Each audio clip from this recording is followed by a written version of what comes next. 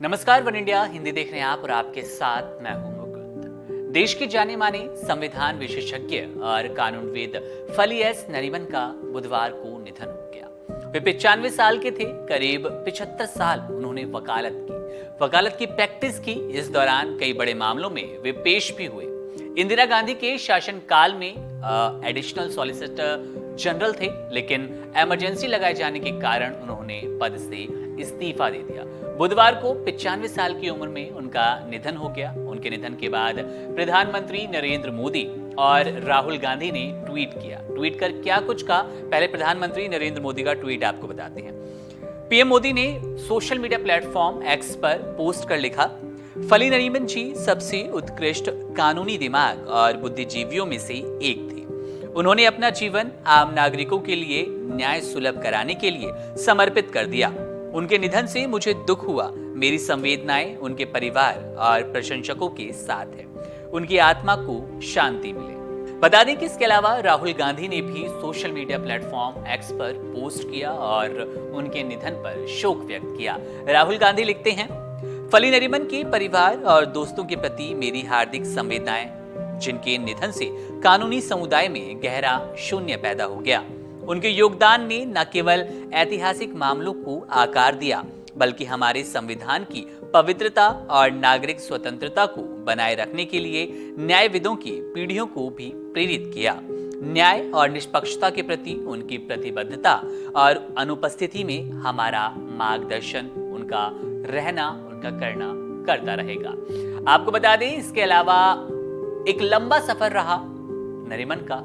अच्छी वकालत की एक प्रैक्टिशनर के तौर पर भी थे, कईयों के लिए प्रेरणा बने। उन्होंने अपनी किताब में लिखा था कि वे सेक्युलर भारत में फले फूले और जीवन गुजारा, और ऊपर वाले की कृपा से वे सेक्युलर भारत में ही अंतिम सांस लेना चाहेंगे। संवैधानिक मामलों के दिग्गज वकील फली एस नरीमन ने सुप्रीम कोर्ट में अपने 70 साल से ज्यादा की वकालत में इस लंबे चौड़े करियर में कई महत्वपूर्ण मामलों में पेशी की। इनमें जजों की नियुक्ति के लिए बनाए गए एनजेएसी मामला, एओआर एसोसिएशन मामला, टीएमए पाई मामला, जो कि अनुच्छेद 30 के तहत अल्पसंख्यक अधिकारों का मामला था। ये वो सभी मामले हैं जो बड़ी पेशी में शामिल हुए थे। नरीमन को मई 1972 में भारत का एडिशनल सॉलिसिटर जनरल बनाया गया, लेकिन इंदिरा गांधी द्वारा 1975 में इमरजेंसी लगाए जाने के बाद उन्होंने इस पद से इस्तीफा दे दिया था। सुप्रीम कोर्ट के सीनियर एडवोकेट और 50 सालों से प्रैक्टिस करने वाले एमएल लाहौटी बताते हैं कि फली एस नरीमन मौजूदा समय में सबसे बड़े कानूनी विशेषज्ञ और संविधानविद थे। मौजूदा समय में सोली सोरावजी और फली एस नरीमन के बाद ही किसी का नाम कानून में लिया जाता है, किसी खास वकील वकालत के लिए लिया जाता है। फली के बेटे रोहिंटन नरीमन सुप्रीम कोर्ट के जस्टिस होकर रिटायर्ड हो चुके हैं।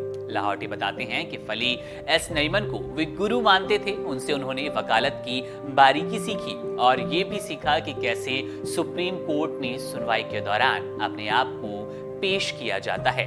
तमाम वो बातें, तमाम वो किस्से अगर हम बताने बैठे तो खत्म नहीं होंगे। लाहौटी तमाम बड़े किस्से बताते हैं नरीमन के बारे में, लेकिन आपको इतना ही बता दें कि नरीमन वो सदस्य थे, नरीमन वो इंसान थे, वो व्यक्तित्व था जिन्होंने कानून को बहुत बारीकी से पढ़ा था, समझा था, संविधान की वकालत करना जानते थे, संविधान को समझाना जानते थे।